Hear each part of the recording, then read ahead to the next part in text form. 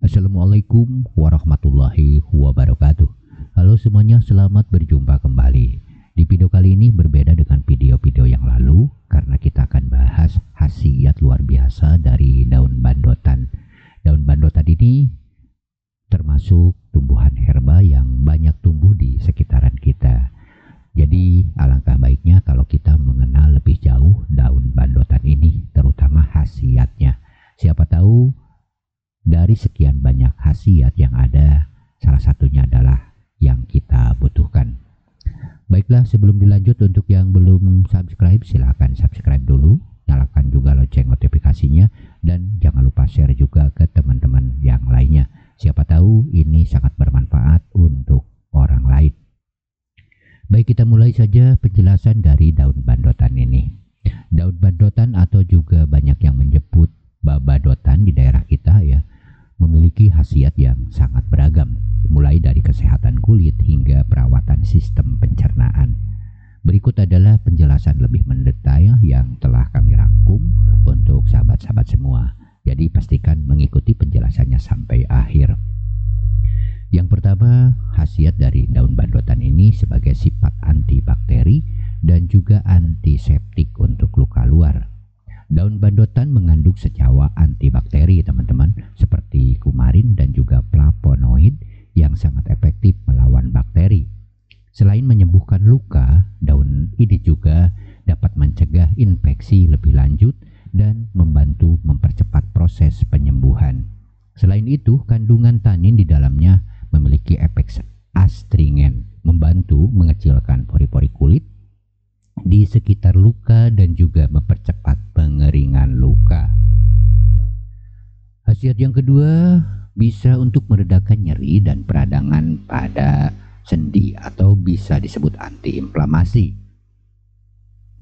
Senyawa aktif seperti alkaloid dan flavonoid dalam daun bandotan memiliki sifat antiinflamasi yang sangat kuat, sahabat. Efektif untuk meredakan nyeri sendi, bengkak, serta kondisi rematik. Daun ini bekerja dengan menghambat aktivitas enzim yang memicu peradangan sehingga mengurangi rasa nyeri dan pembengkakan pada sendi. Yang ketiganya bisa untuk mengatasi masalah pernapasan seperti batuk, pilek, dan juga asma.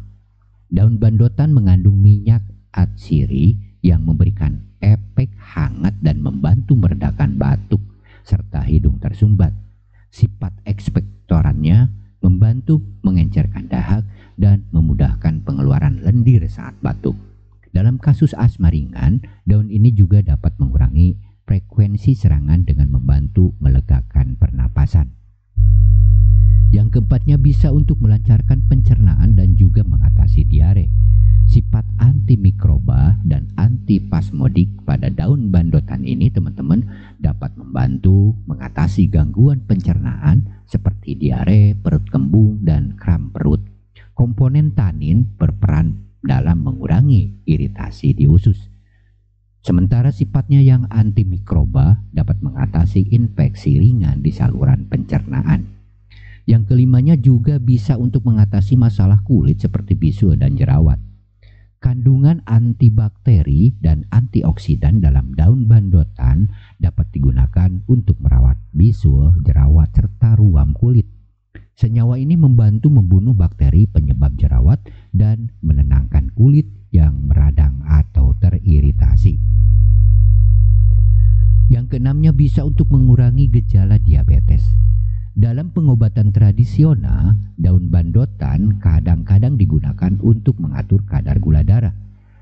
Penelitian menunjukkan bahwa beberapa senyawa dalam daun ini, seperti saponin dan flavonoidnya, berpotensi membantu mengurangi kadar glukosa darah.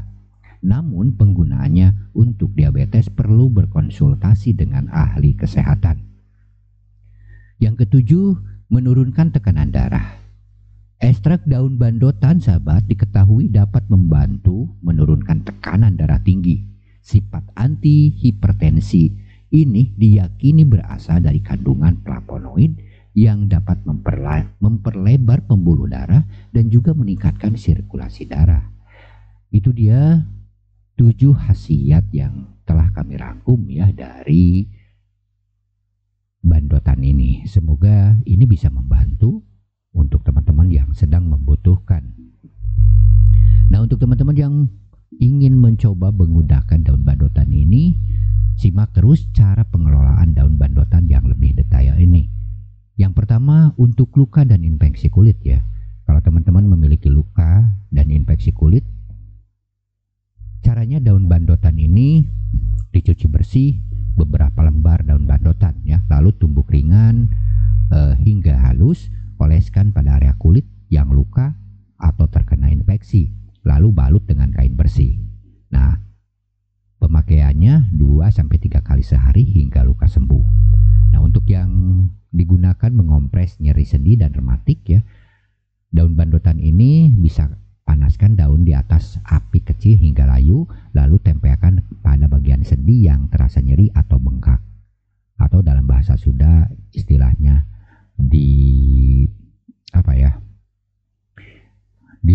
dilempeh gitu ya.